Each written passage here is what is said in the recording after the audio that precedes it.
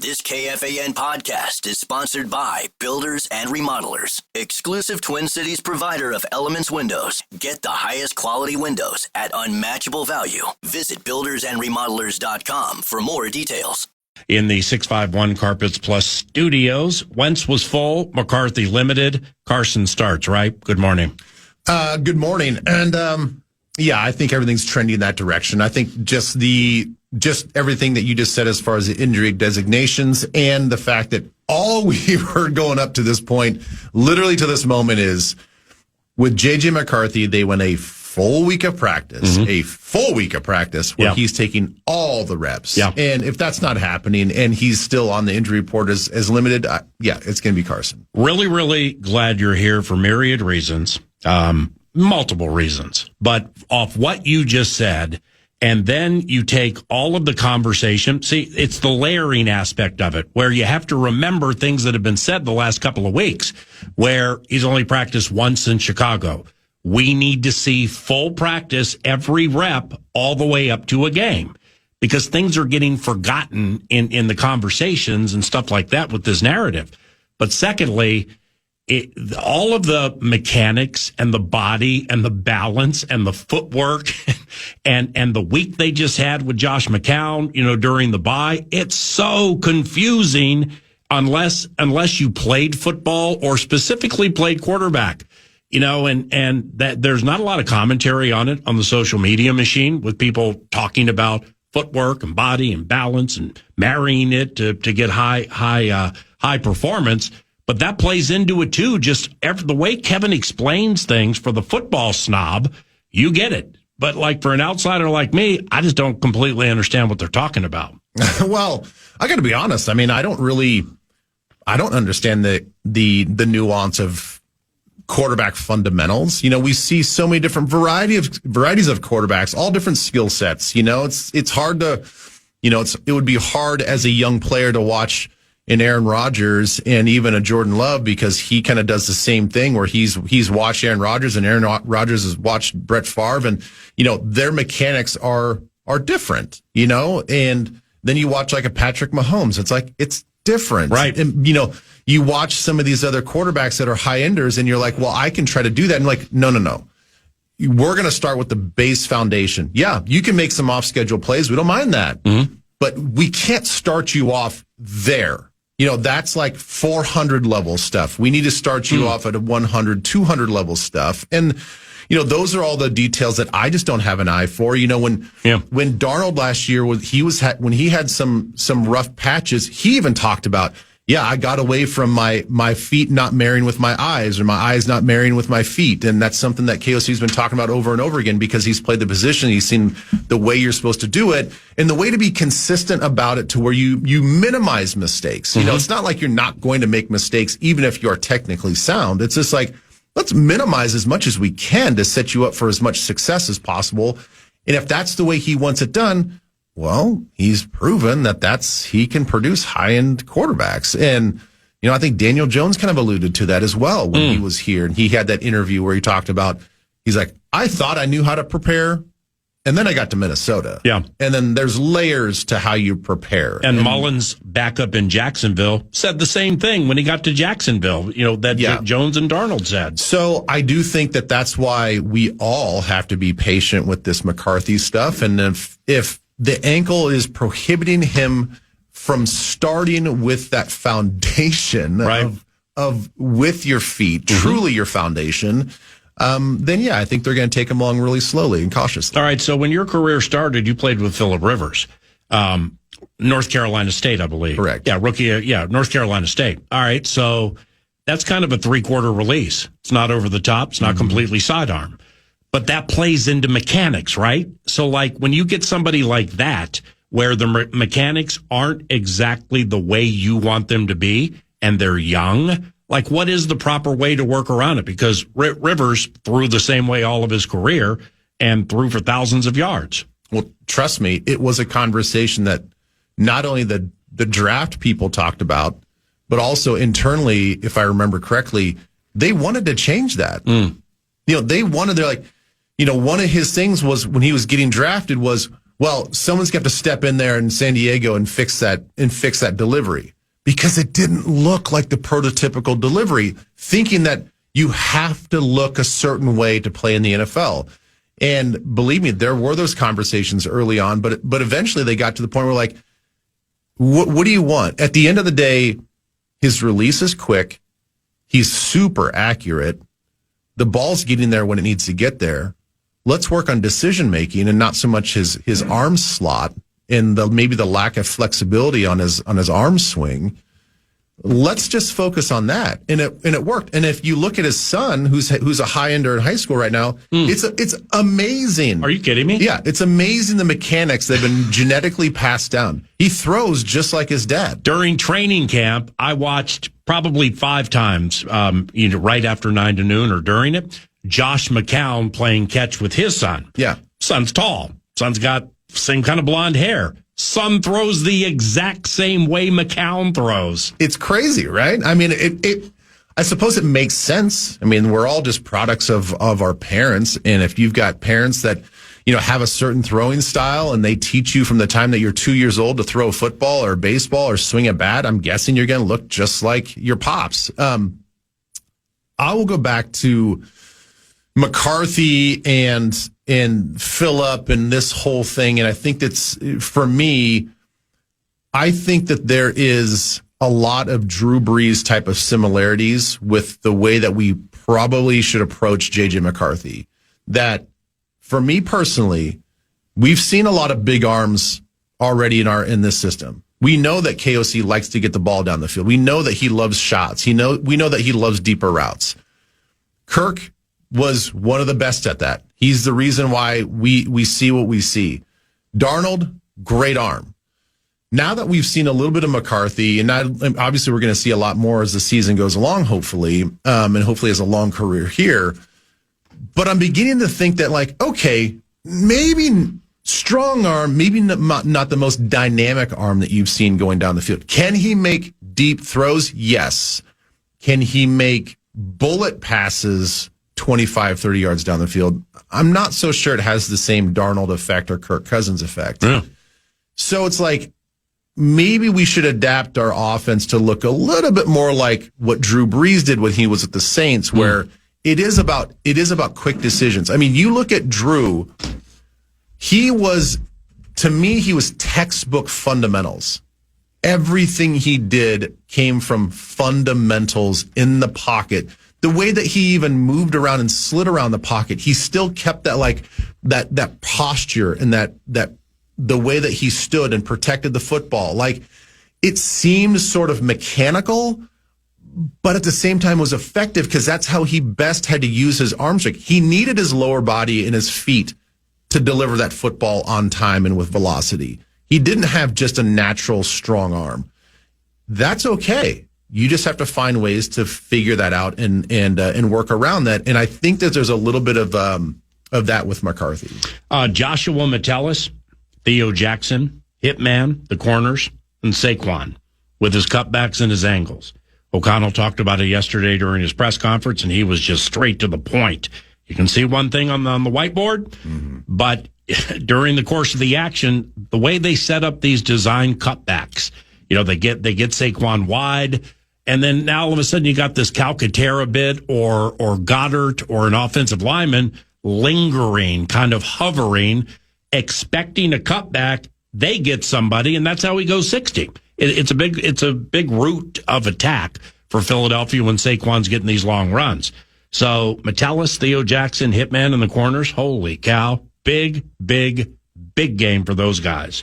Yeah, and I would say, to be honest with you, it's a bigger game for our edge players because so much of what they will do with the cutback is press the right A gap and cut back to the left C and D gap, and then vice versa. I think I saw a stat. So that's like up the middle, but you're going to bounce it out. It's kind of like a little bit of an off tackle. Like, let's say he's kind of angling towards the inside shoulder pad of the right tackle, but then he feels that they intentionally kind of flow and kind of get the angles on everybody on a zone block, where then it eventually he takes 2 cutbacks, and he's all of a sudden now back on the left side on the edge. Yes. So it's got to be, I think, and this is with a stat that I saw, when they run off tackle into the left with Mailata, which you would think that big mauling SOB would just carve out paths for a running back. They run at something like 4.6 yards a clip. When they run to the right edge and the right off tackle, it's almost 7 yards. Wow. So they're having more success running to the right side of the offensive line than they are the left. It's probably a combination of all these cutbacks and bendbacks and stuff like that. But, I think a lot of it is going to come down to our edge players just flat out making plays. That's what the Giants did. I mean, they did up and unders on the edge. They were splitting gaps. They were shooting things. They were keeping them off track and off balance and making him stop his feet in the backfield because the edge players are playing so well. Brian Burns never has played the run better, and I've watched all his games. You can't play the run better than Brian Burns played it in that game against Philly. Well, and he did it. He had a couple of inside moves where I think that Mailata just wasn't expecting him to be, because he's lined up on the outside shoulder. He thinks he's just going to go up the field. And, you get a heavy-footed guy like him at left tackle, and the speed of Burns, that's what kills a run play, regardless of what happens with a Theo Jackson, a Harrison Smith, a Blake Cashman. Doesn't matter what those guys are doing. Got it. If you get one guy that is just playing faster and more instinctful than the guy in front of him, you can make plays in the backfield. So that leads me down the road with, we were talking about Van Ginkel being limited with the neck. Is there anything that you've seen from Dallas Turner specifically against the run that pops in your head, whether it's positive or negative, in terms of getting off the blocks, setting the edge and handling business in the run game? It doesn't necessarily have to be Brian Burns on Sunday, but what do you think in terms of his work against the run? I think it's been a marked improvement. I don't think that he has the athleticism and the bend and the quickness of a Brian Burns, but I think where he can help himself out is not burying himself on the edge. I think sometimes he goes to attack the tackle or the tight end the way that he's supposed to, but he's almost hitting these guys and not creating the separation. Then to be able to show color enough to where he's going to make the running back cut back to the inside. And he's burying himself vision-wise where he's not getting able to disengage from blocks, get off the block, and be a presence as a contained type of player or an edge type of player. So I do think that he's doing a good job when he needs to set the edge. It's not to say that he doesn't do that. I just think there needs to be a little bit more consistency with his pop and shed versus just like, hey, I'm here. Yep. I've got my gap. I'm doing what I'm supposed to be doing. Like, that's great, but you could give us a little more by knocking that guy back, being a little bit more disruptive, and then disengaging, also being a factor in the run game. We focus on Saquon, but what's the level of attention and awareness that you have to have on Jalen Hurts? I think there is that extra element, which is kind of perplexing with how bad the Eagles have been in the run game. Is you have to respect Saquon, of course. You do as much as you can to stop him, but the Eagles still have that QB back there that can run pretty nicely himself. What does that pose in terms of a challenge for our group? It's interesting because I don't, when I look at Jalen and what he can do, yes, you have to be alert for it, but I really don't think that that's what they want to do. I agree with that. Yeah. Yeah. Because he's capable and he's shown it, are you going to be prepared for it? Yes. Are you going to spend hours on it? No. I think it's going to be one of those things where, all right, guys, if we see this, just be alert, especially in some short yardage, maybe some red zone area that this is a possibility. And you can maybe put those alerts within the call.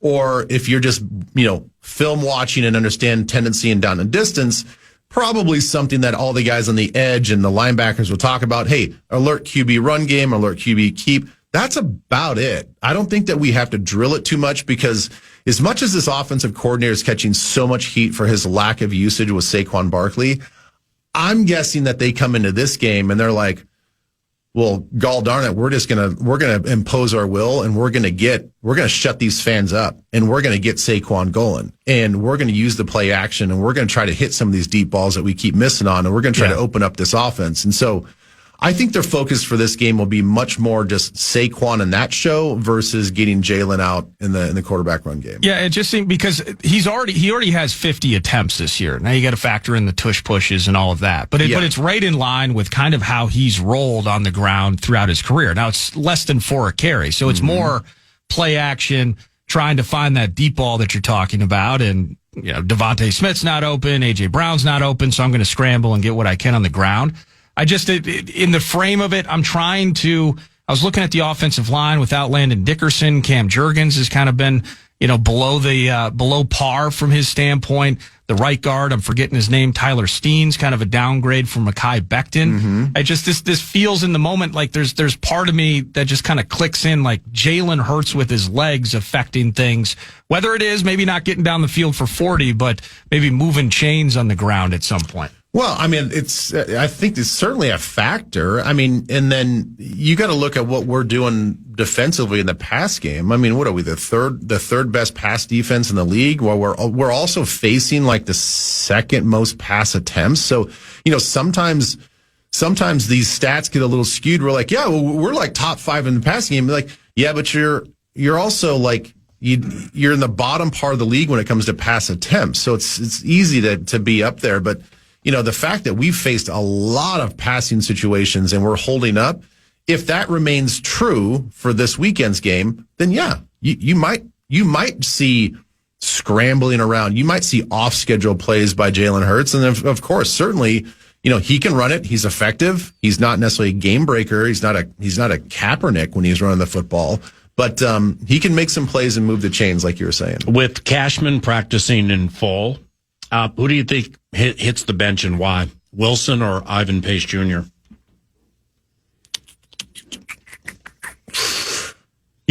I guess I could make the argument that Ivan Pace could probably just be used in a 3 linebacker situation on truly first and second down.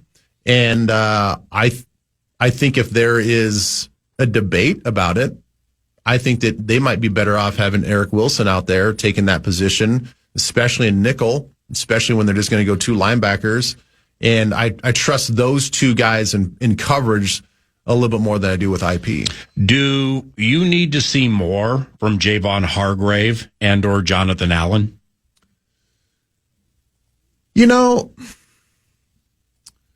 I would like to, I would say instinctively yes, but I think my analytical brain is telling me that Javon's facing some double teams, some different things. Jonathan Allen is, I think he's doing a decent job stopping the run, not always showing up in the stat books. And then, if you take the recency bias of the last game that we played, the last couple games we've played, the ball's coming out in under 3 seconds, 2.6 seconds per pass play. So can those guys really, really affect the passing game and get after the quarterback? I think it's difficult. When you're trying to stop the run on the way to the pass, it gets really difficult to have some of those game changing plays. So yes, I think that we all would like to see those guys make some splashier plays. But I think they're doing what they're supposed to be doing, and I think the circumstances aren't allowing them to make plays. Is the best way, even with Cashman and or Van Ginkel playing, and I'd fully expect Cashman to play this weekend. Not so sure about Van Ginkel, but good to see he was at practice and limited. So is the best way to attack Flores' defense by getting a solid running game going? I mean, you're right. In the Vikings' 2 losses, the Falcons and Steelers have rushed for almost 350 yards. Yeah. That's definitely why when you add up what's been going on with the Eagles offensively, what their bread and butter really should be and has been versus what we don't do very well, that's why I think that they come in and they say, I don't care what you present to us. You go ahead and give us a 9-man box. Yeah. We are coming in here to establish They want to turn the page on their season right now. They want to establish a new start to the season. They've already talked about it after a practice yesterday where, this is typically in the course of the year where Sirianni takes the pads off on a Wednesday and he has an uppers shells practice. And the players went to him after last week of doing that. They had a walkthrough on a walkthrough type tempo on a Wednesday practice, and they get their ass kicked by the Giants and get out physicaled. Players come into Sirianni and say, you know what? Let's put the pads back on and let's go full pack and let's hit on a Wednesday. So they did. And they talked about how that's changing the mindset. Already in one practice, they're like, we're ready to go. They are using words like bloody in the nose, start fast, got to be the aggressor. They want to come out on Sunday and reestablish this bully mentality that they've been known for and their reputation has been built on. And they realize they've gotten away from that. And so they're changing their practice habits. It's player driven, not coach driven. They realize there's an attitude problem, along with all the injuries they had. Oh, great. They want to come out and establish who's the toughest kid on the block. And that's going to happen at noon on Sunday. Time for two more. So to that end, it is always felt like the Eagles are their own worst enemy. Is that an easy way to frame it up with the Birds in terms of the infighting a year ago and now some of the issues this year? Yeah, it's never looked clean. It's like they love chaos. Whether it's Big Dom that's leading the headlines and like why is their head of security leading the headlines? Like, it sounds like inner turmoil, bickering, egos. We're not doing this right. We're not doing that right. Oh, we're just going to go ahead and put it all together in December and win a Super Bowl. That seems to be their MO. And finally, outside of the Vikings game, do you think Arizona and Jacoby Brissett can handle Green Bay down in Arizona? The Cards are 6.5-point dogs.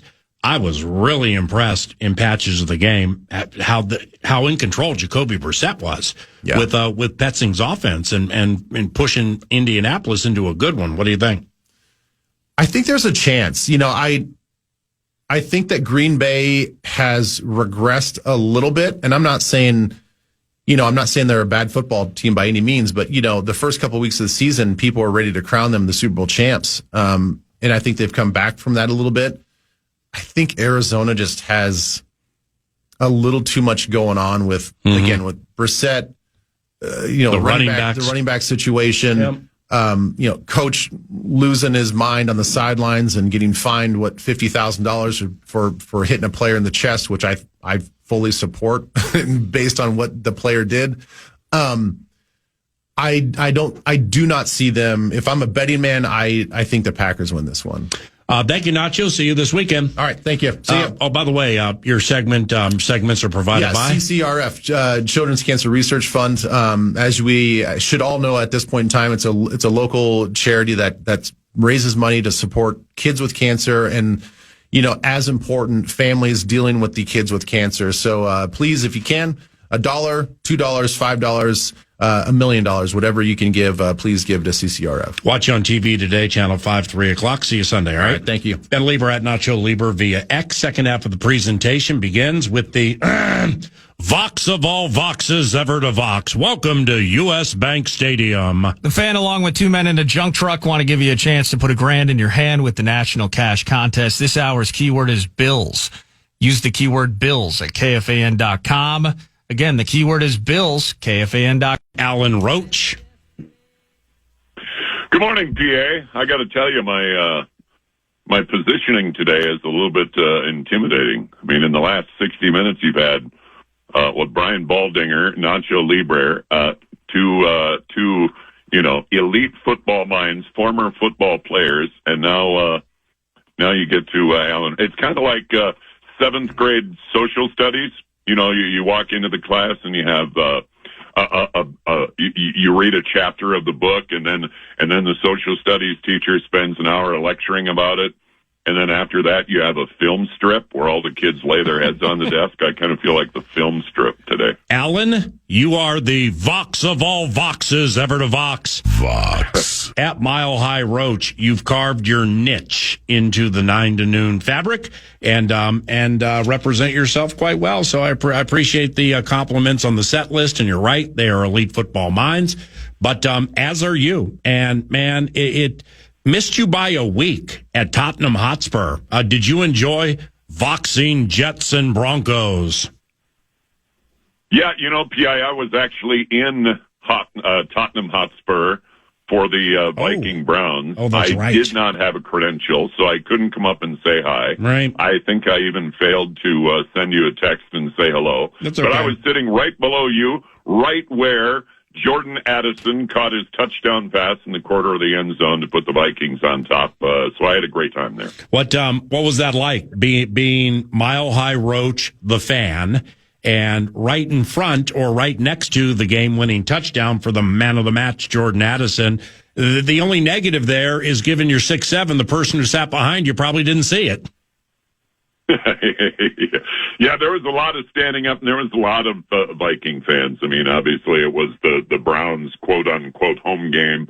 There were certainly more Viking fans there than there were Browns fans, and it was, a lot of nail-biting all the way through the game, but finally lots of high fives and skull chants at the end. So you doing the public address work at Tottenham Hotspur for the Jets-Broncos game.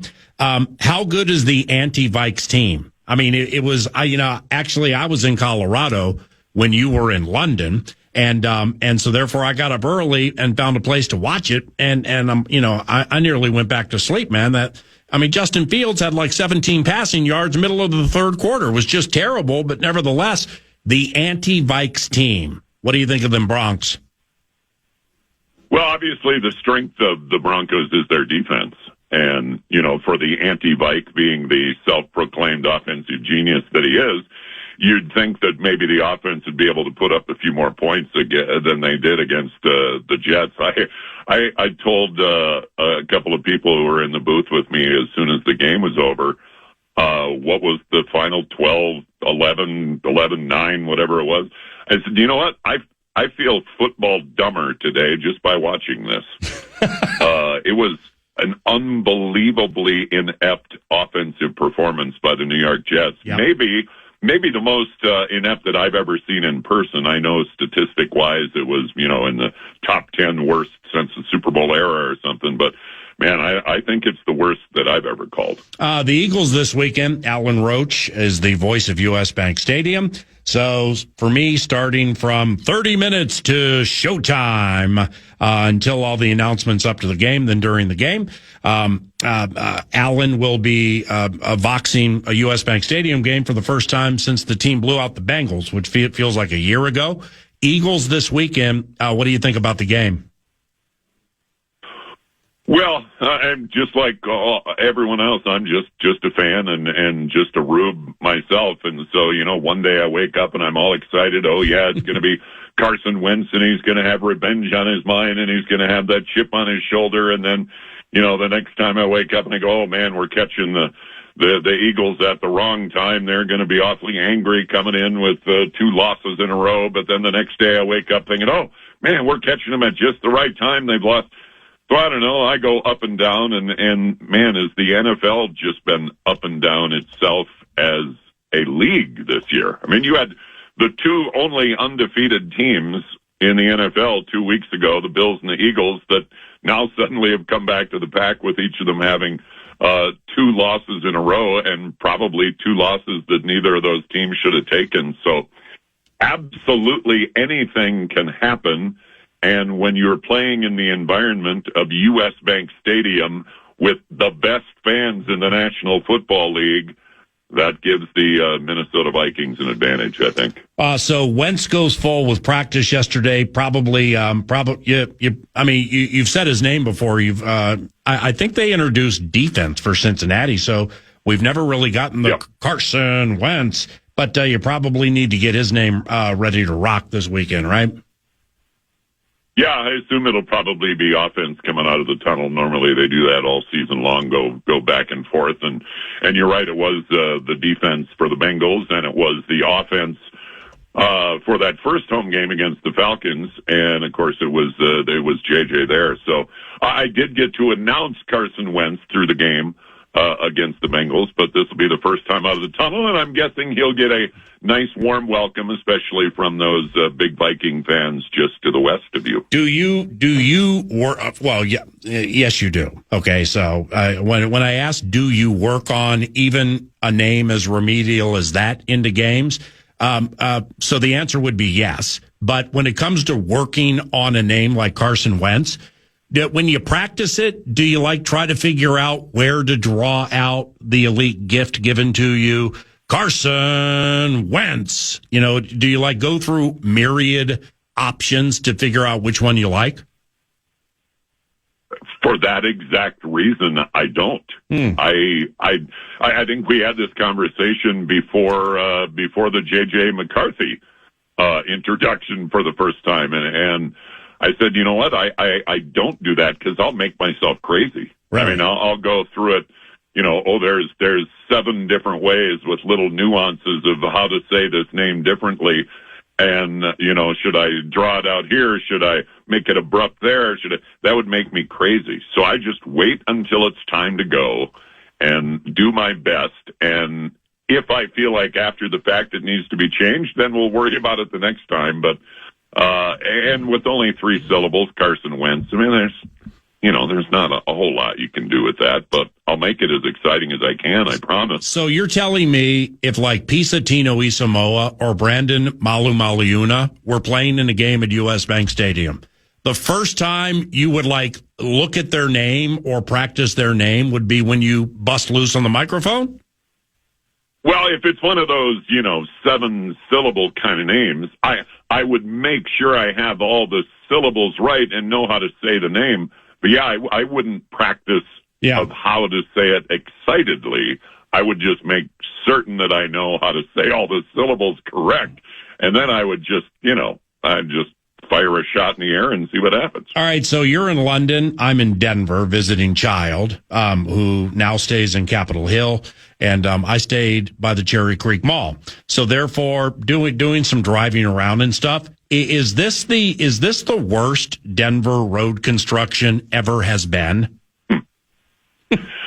You don't even want to get me started on that. That's an hour-long show. Really? Denver and Colorado as a whole is the worst road designing city in the United States. Really? I love Minneapolis. Given the opportunity, I've moved back to Minneapolis in a minute. I love Denver. I love Colorado as well. The weather is just outrageously good here.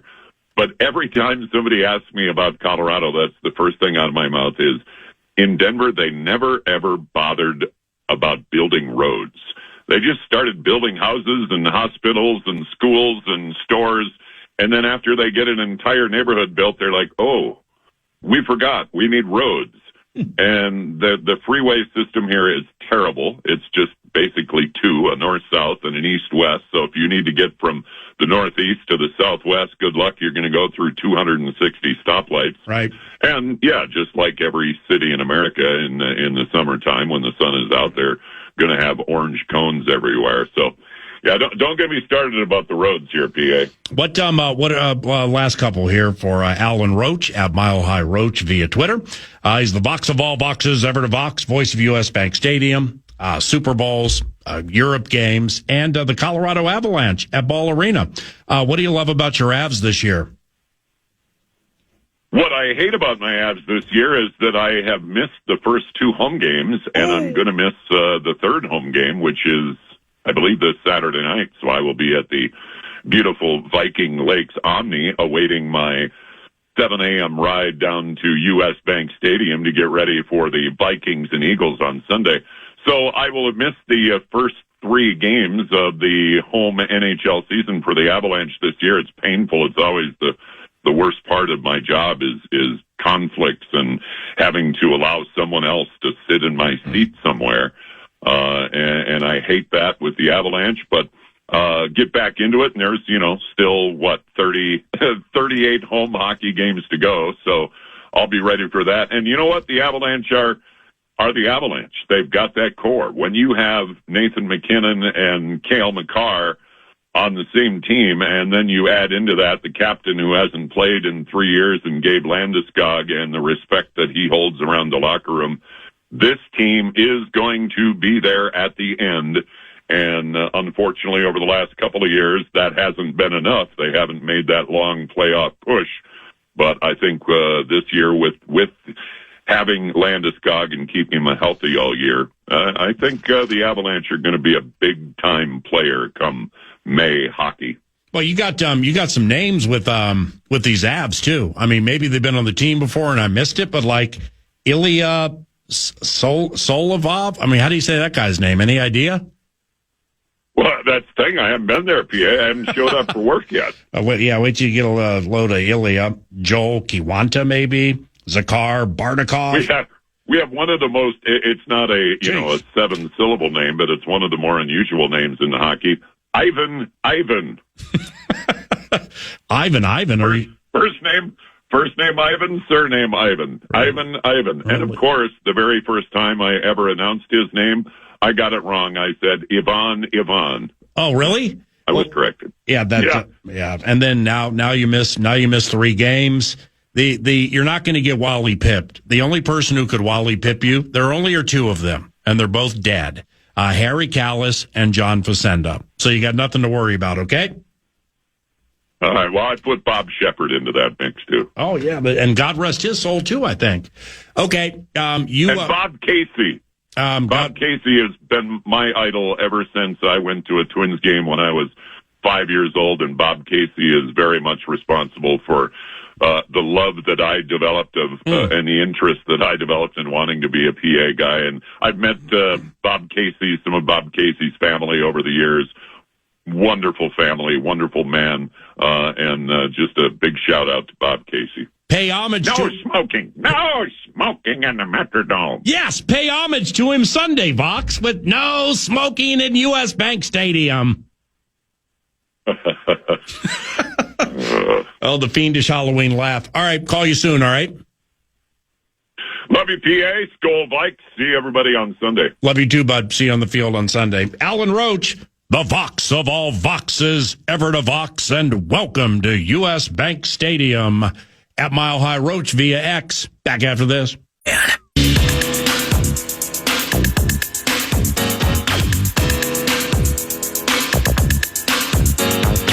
Welcome back. News to Nord, brought to you by the casino at Canterbury Park. CanterburyPark.com for all events. CanterburyPark.com, feeling the felt all year long. Pro Football Pick'em Challenge. You can learn more about that at the website, but show up to Canterbury at some point today, 10 a.m. to 10 p.m.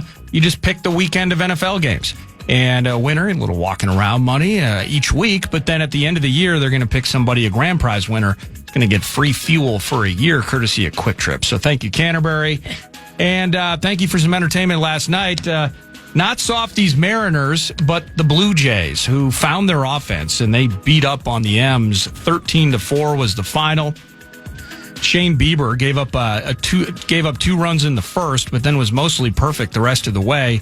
And it was Kirby giving up 3 home runs. I think it was Vlad Jr. in the 5th that sent him packing, but it was lopsided all night. A couple of home solo shots, I think, back-to-back late, maybe the 8th inning to turn it from 12-2 to 12-4, and then an extra run maybe in the 9th made it 13-4.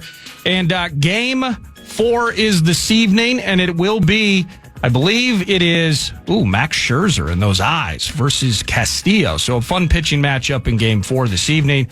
Also, you're going to get to see game 3, Tyler Glasnow for the Dodgers, and then Mizorowski, the young cat for the Brew Crew. He's had a great year. You're going to see that this evening for game 3. That'll be out west at Chavez Ravine. Looking forward to that. Looking forward to the NFL as well. More conversation around the corner with Paul Charchian, but in particular, Thursday night affair, the Steelers are 5.5 points favorites over the Bengals in Cincinnati tonight. And, one of the fantasy topics I'll get into is just kind of handling things with these Bengals, PA, kind of into this game. We heard Tomlin talking Andrew Berry, smartest guy in the room apparently, is he sees a division rival with a catastrophic situation at quarterback. I got an idea. We're going to trade him the dude we opened our season with and give him an opportunity with the Bengals. A little frustration there, but an AFC North Division collision. They're always fun. And just interested to see how that one pans out on a Thursday night prime style. I like that because handling good players on bad teams can do one of two things.